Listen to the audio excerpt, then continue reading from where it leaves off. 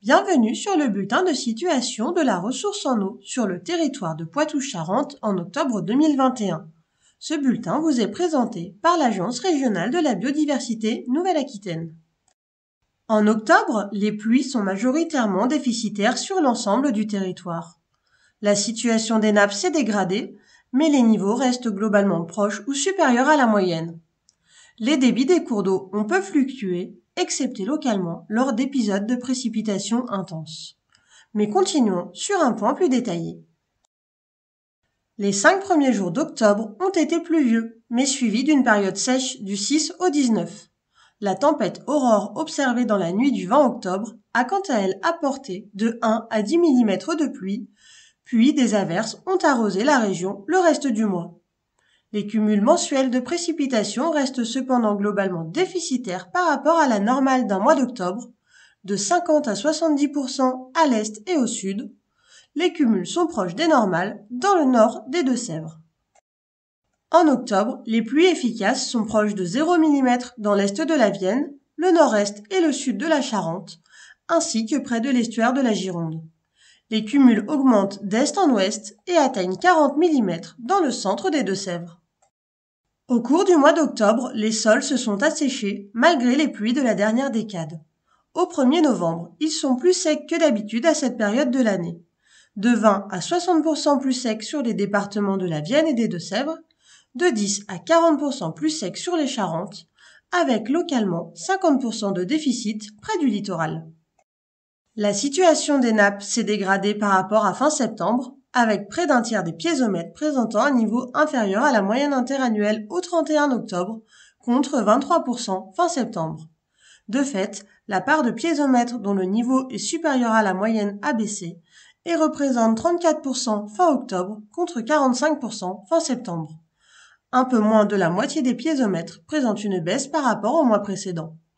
La situation au 31 octobre 2021 se situe au 11e rang des situations les plus favorables de ces 21 dernières années. En lien avec le déficit de pluie observé ce mois-ci, la situation des cours d'eau s'est dégradée depuis le mois de septembre. L'impact visible des pluies sur les débits journaliers est resté très localisé et ponctuel. Ces débits se sont maintenus au cours du mois sans grande évolution. Par conséquent, 83% des stations du territoire ont un débit moyen mensuel inférieur à leur moyenne interannuelle d'octobre. Seul le bassin de la Seudre présente une situation plutôt favorable. Concernant l'écoulement des cours d'eau, des suivis complémentaires ont été réalisés en Deux-Sèvres et en Charente-Maritime fin octobre. Ils contribuent à une meilleure gestion de situations jugées sensibles. Cette campagne montre une amélioration de la situation pour ces deux départements, avec des indices ondes remontant vers 7. Plus d'un quart des stations restent néanmoins encore en ASEC dans chacun de ces départements. Si les écoulements sont acceptables pour plus de la moitié des stations en Charente-Maritime fin octobre, seuls 16% le sont en Deux-Sèvres. Concernant la centrale de Civaux, le débit de la Vienne à la station de Cubord à Val-d'Yvienne en aval de la centrale, le débit moyen journalier de la Vienne a été supérieur au débit minimal de 10 m3 par seconde en octobre, autorisant la centrale à fonctionner. Il a en revanche été inférieur au seuil de 20 m3 par seconde durant 4 jours, du 11 au 14 octobre. En conséquence, les effluents sont stockés dans l'attente de conditions de débit autorisant les rejets. Début novembre, le taux de remplissage de la touche Poupart en Deux-Sèvres est en baisse et proche de la moyenne, s'élevant à 51%. En Charente, il est en baisse mais largement supérieur au maxima pour Mas-Chaban, 73%. Enfin, le taux est stable et proche des maxima pour Lavaux, 93%. En octobre, les restrictions se sont globalement maintenues sur les zones déjà concernées à fin septembre. Seuls les bassins de la Vienne, de la Seudre et des secteurs du bassin Charente, à Monclin, estuaire Gironde, sud de la région, sont exempts de restrictions.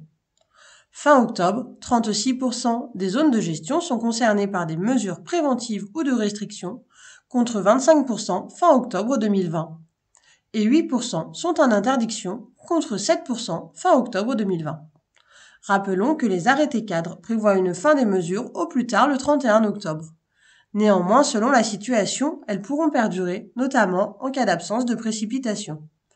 À noter que d'autres usages, comme le remplissage des plans d'eau, sont toujours concernés par des mesures d'interdiction. En conclusion, en octobre, les précipitations ont été déficitaires sur l'ensemble des bassins. De fait, la situation des nappes souterraines s'est dégradée par rapport à fin septembre, mais reste favorable avec encore 66% des piézomètres indiquant un niveau proche ou supérieur à la moyenne. A contrario, le manque de pluie pour la saison n'a pas permis une hausse des débits significative et la majorité des stations de mesure de débit des cours d'eau présentent des débits mensuels inférieurs aux valeurs moyennes mensuelles. Les taux de remplissage des grands barrages réservoirs restent supérieurs à la moyenne calculée sur l'historique de chaque barrage. La période d'application des arrêtés cadres de gestion de l'eau a pris fin au 31 octobre.